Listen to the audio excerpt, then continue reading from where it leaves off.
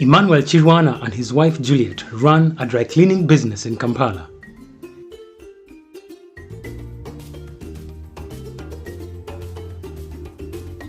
This is an inspiring account of their resilience during the COVID-19 pandemic and a look at the corporate governance principles which can be applied to any business during tough economic times. Corporate governance is the system by which companies are directed and controlled, and the underlying ethical principles and strategic leadership that ensure that a business achieves its purpose.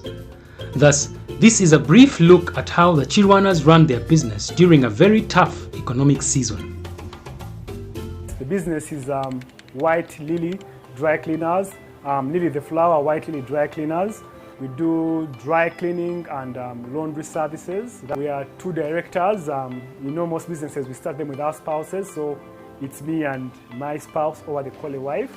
We're only two directors, and we've been in business from 2019 January.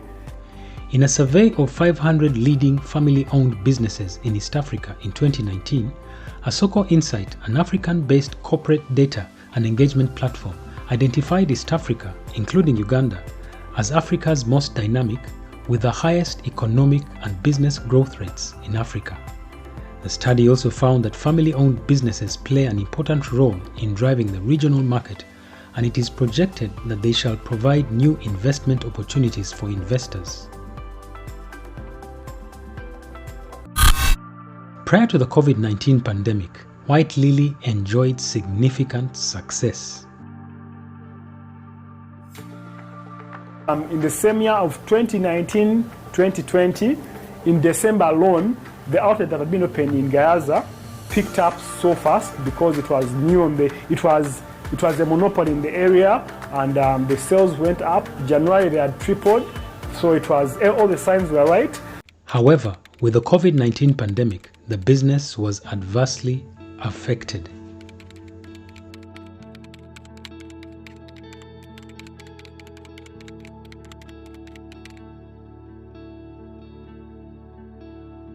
Then when the president locked the economy because of the pandemic, of course that means less people were going to work, less people washing, children were home, and that affected us. Things like the entertainment sector were shut down, and those are our big clients and major clients, so the sales dropped by half. Actually, the COVID-19 pandemic has had a very, very substantial effect on the way we're doing business here and on the economy itself. I must say that the economy has been stressed in many ways. So in terms of the businesses, there was a lot of loss of revenue, loss of income, and therefore very, very constrained resource envelopes for organizations. We also saw a number of businesses. I'm an auditor with HLB Jean Roberts. We saw a number of businesses now just trying to do the basic only, but the other support functions, consultants they would normally need would be postponed, and if anything cancelled. When the Ukraine war came in, this of course has worsened the situation. A lot of businesses are struggling now. I think the worst thing that happened was the increase in fuel prices. The fuel prices have gone up, and because of the increase in the pump prices, this also meant that all the other commodities, the prices have gone up. In a survey of family-owned businesses in East Africa by Pricewaterhousecoopers, which covered Kenya, Tanzania, Rwanda and Uganda, it was observed that the destruction brought on by the COVID-19 pandemic impacted the growth prospects of family businesses, at least in the short term.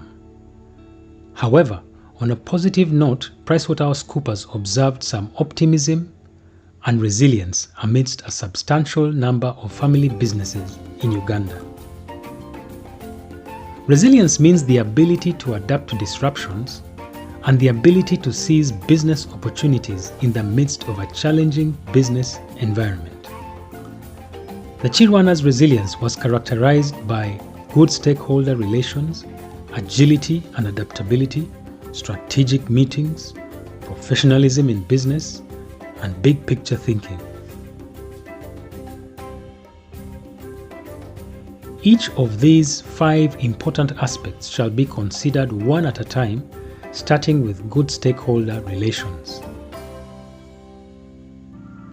Because of the prior existing good relations with stakeholders, the Kirwanas negotiated with their stakeholders in order to reach more favorable terms so that White Lily could survive under the tough COVID-19 conditions.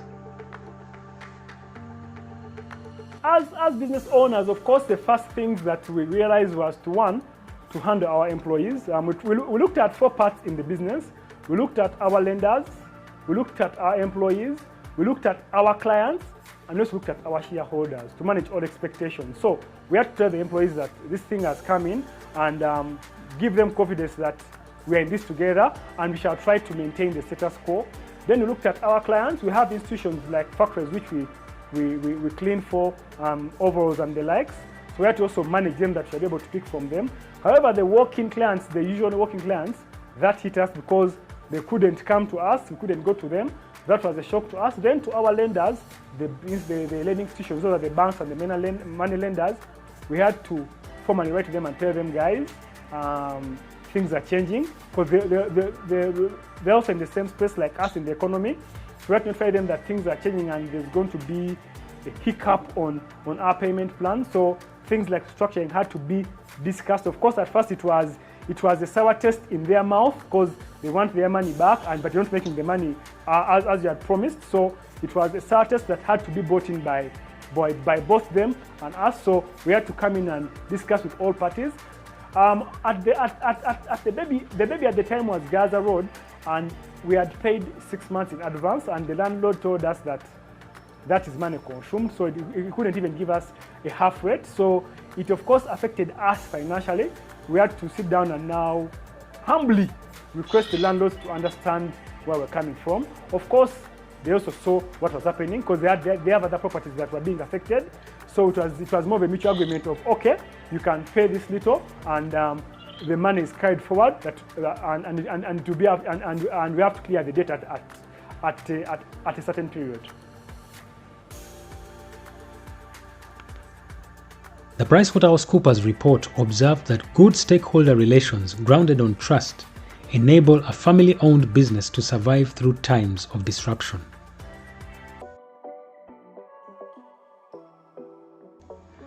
The Kirwana's successful engagement with stakeholders also points to the need for greater collaboration and partnerships in business because it proved that no business is an island. I think that is really key. What we have seen, especially during these difficult times, is that it's not about competition. It's not about fighting the next business that is there. The ones which have really survived are the ones which have been built on strategic partnerships. You need to make sure that you are able to work with other people to deliver service to your customers. And this becomes really, really important because in difficult times like this, when the resource envelopes are small, the best way for us to survive as businesses is really to go into strategic partnerships.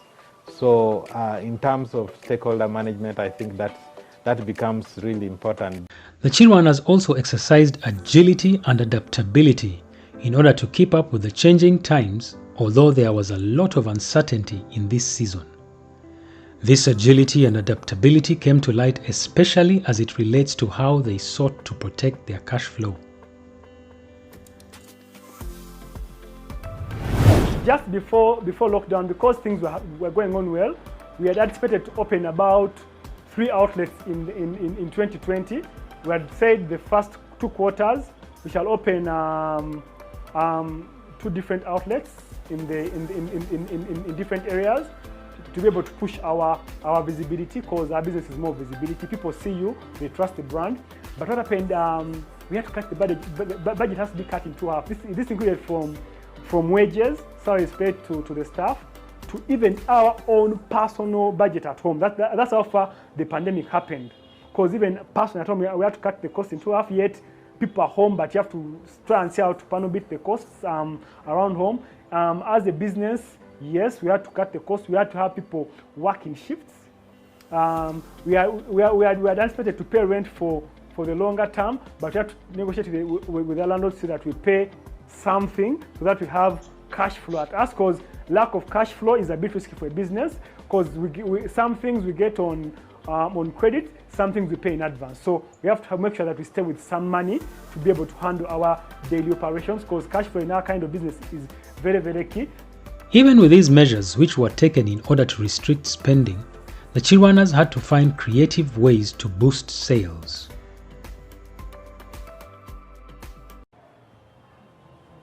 Business in the lockdown was, like I said earlier, very tough, very, very, very tough. But in tough times, that's when the brain thinks. That's when we became innovative. And in the pandemic, it also opened up our mind to think beyond just having outlets, to think of things like pickup and delivery.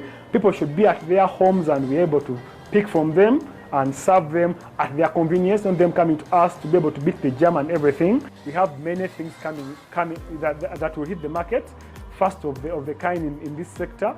All those came up because of the COVID lockdown and the pandemic. We were able to open our minds to stay hungry, and we're still hungry because we are climbing the hill of business. If you are not able to adapt, like I was impressed one time. I was a panelist in one of the webinars we had for the Africa Continental Free Trade Area, and one of the panelists actually told us that she had been in the tour business, and her tour firm had operations in many countries in Africa, in Zambia, in Kenya, and so forth. But when this pandemic hit, she had to sit down and think, how am I going to engage my employees? So she actually remembered that, well, she used to be a good cook before she became too busy.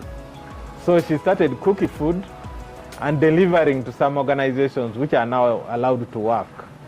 And before she knew it, she had actually set up a whole big catering business, which kept her alive through the pandemic period. A key family governance tool that enabled the Kirwanas to make decisions that ensured their agility and adaptability were family meetings. Family meetings are important because they facilitate effective communication. For the lockdown, when everything is going as planned, you don't have those meetings. They are once in a month, once every 2 months kind of thing of, okay, let's see how the books are doing. But when lockdown hit us, we had to strategize on how to make it better. So they became more frequent in the lockdown. Me and my fellow director, who is my being my wife, we have what they call weekly accountability meetings. We call them WAMs, where we sit down and we set targets for what we need to achieve. We get to hear what the clients are complaining about, because complaints are both good and bad, and they make us better. So we try to get the problem the customer is talking about, sit down in what we call our WAM, weekly accountability meeting. We have them every Friday, up to date. We sit down and be able to discuss the way forward. What was I supposed to do on my side? What was I supposed to do on her side? She's a lawyer, so she comes in onto the legal and the human resource part. And me, I'm into operations and execution and strategy. In the boards where I sit, the number of meetings we had, especially during the lockdown period, were really many. And there was frequency in the meetings. We're no longer waiting for the quarterly board meetings. There were so many ad hoc meetings. What I also saw was that we moved away from physical meetings to online meetings. So all our meetings are either on Zoom or Microsoft Teams, and these were very frequent and very effective. That's another aspect that I saw because of this pandemic. And you had to have so many meetings because things were happening so fast, and most of your strategy you had worked out in the beginning of the year was actually thrown out of the window when this pandemic came in. And you basically had to be reviewing your strategy on a very continuous basis. A key advantage which the Kirwanas had at this time was professionalism. Professionalism is the process that aims to transform the firm from being dependent on a single key figure, who is normally the founder, to having an organizational structure. In this new structure, management resources at all levels are driven by a common vision that is transparent and accountable. The Pricewaterhousecoopers report noted that professionalism may be achieved through employing external professionals or through the family members applying professional skills which they themselves possess. The Kirwanas applied their own skills to exercise professionalism in their business. I worked in 2 institutions. I don't know. I think it's okay if I can say the names. I worked for Finance Trust Bank. That was like my mother sitting me in the formal sector. Then I also worked for Equity Bank for a few months. But I was in charge of. I first did credit in Finance Trust Bank, and did procurement and administration in both of them at a later stage. And because of things like administration, where you're running like a desk ticket in the different departments, the structures I learned in these institutions, it's what I've played in my business. Because the reporting structures, the strategy structures, the human resource and business to business and business to customer structures is what I copied, pasted in the business, and actually they're doing the magic.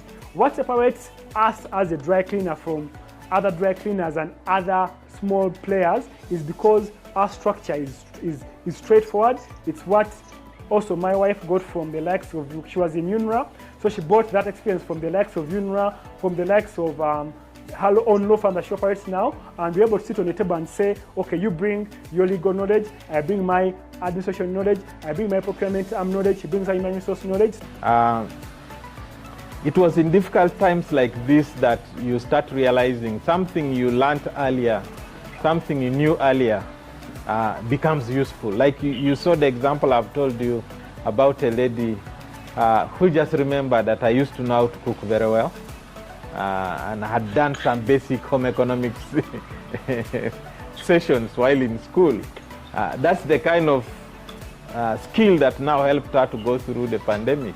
So you find that earlier on it was easy. I mean, you could rely on a consultant to come and help you with some of these things. But in the pandemic, you may not be able to, like I mentioned earlier, you may not be able to hire Jim Roberts to come and do certain work for you. So you start scratching your head and actually remembering that, okay, in school I'd also learned a bit of, bookkeeping and things like that, and you start doing them yourself. So that helps. And even not only in school, you could have worked somewhere earlier before you set up this business. So that experience then comes to bear and becomes very, very handy in difficult times like this. Because in difficult times, if I could put it in another way, you are on your own and you must struggle and you must fight. And this is where all those skills now become extremely useful for you. The Kirwanas' professionalism assisted them to be big picture thinkers. Big picture thinking is defined as the way in which you process or think about, view and construct the future vision for yourself and organization. This big picture thinking enabled the Kirwanas to look beyond the struggles of the COVID-19 pandemic. The big picture thinking was manifested first by the company conducting their business in a sustainable manner by investing in women through employing them in their company. To us, starting the business wasn't majorly about profit maximization, but also giving back to people around us. Our model is slightly different from other dry cleaners. We majorly focus on women, empowering women and seeing that they get a better livelihood by giving them employment. So we employ about 16 people and 12 are women. We're only four men or gentlemen. The 12 are ladies and very, very energetic ladies. So what kept us going at that point was we've been able to give about 16 people, and those are the permanent, because you have riders that do pick up and deliveries.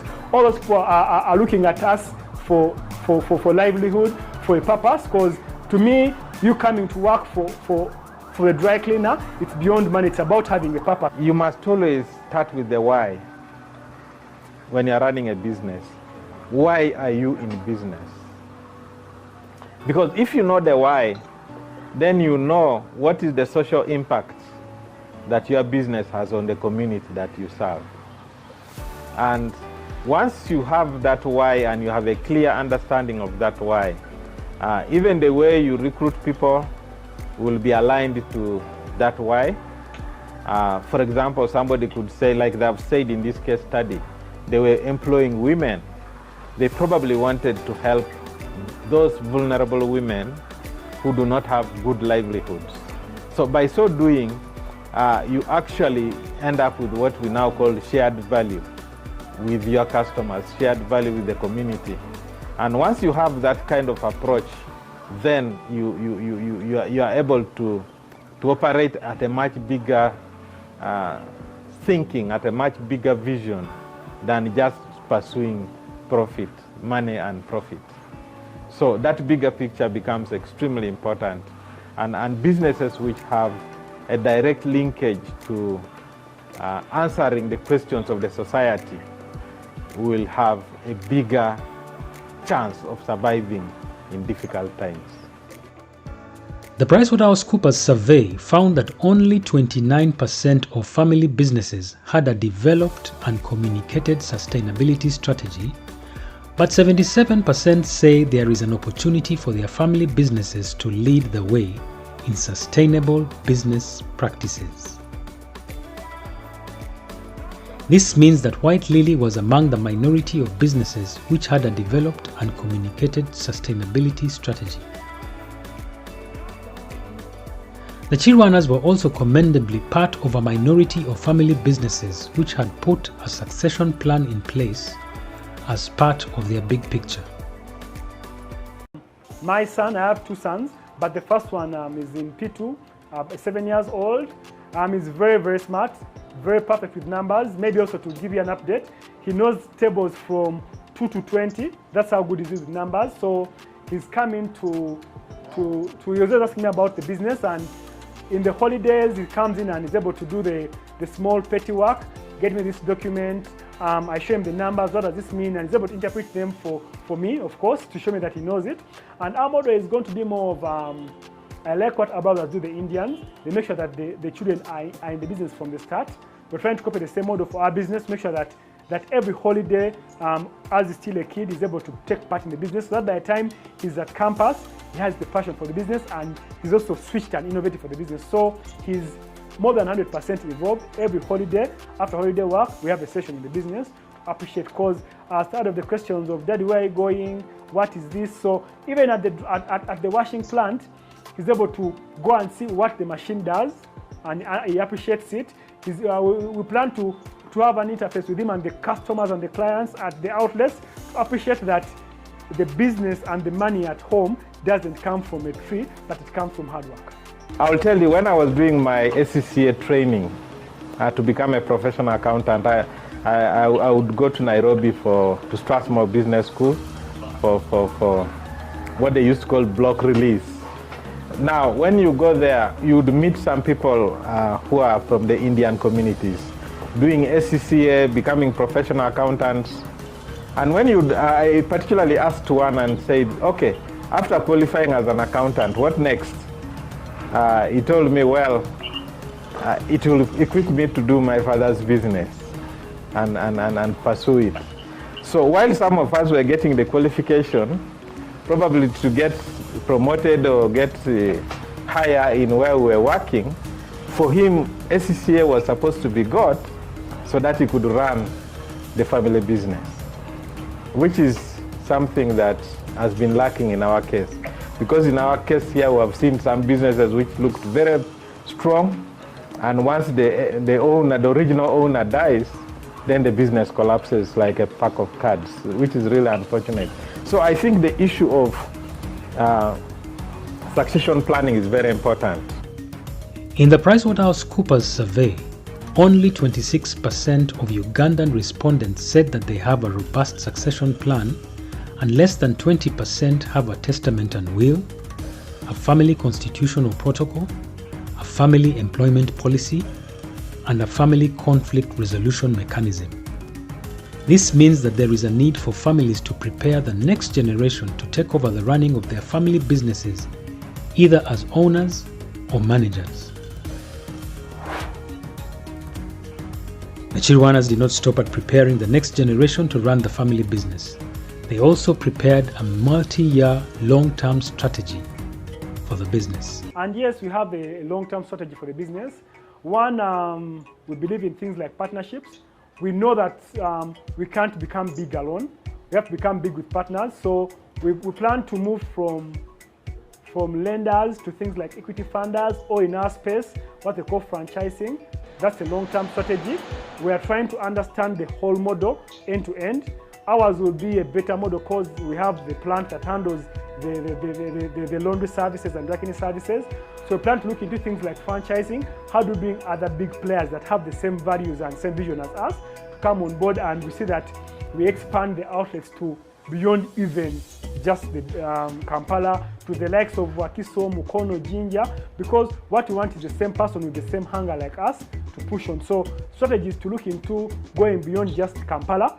We already have some presence in Wakiso, and we want to go beyond even Wakiso to make sure that at least in the next 5 years, in every major city in this country, that is Kampala, Mukono, Jinja, Mbale, Mbarara, we have at least 2 to 3 outlets there and a washing plant there. That we're able to have partners in those districts that have the same values as us. We're able to sell them the franchise, and we're also able to earn from the franchise. So that is the long-term 5-10-year strategy. Yes, I think it is important to have the bigger picture. Normally they say you need to start with an end in mind.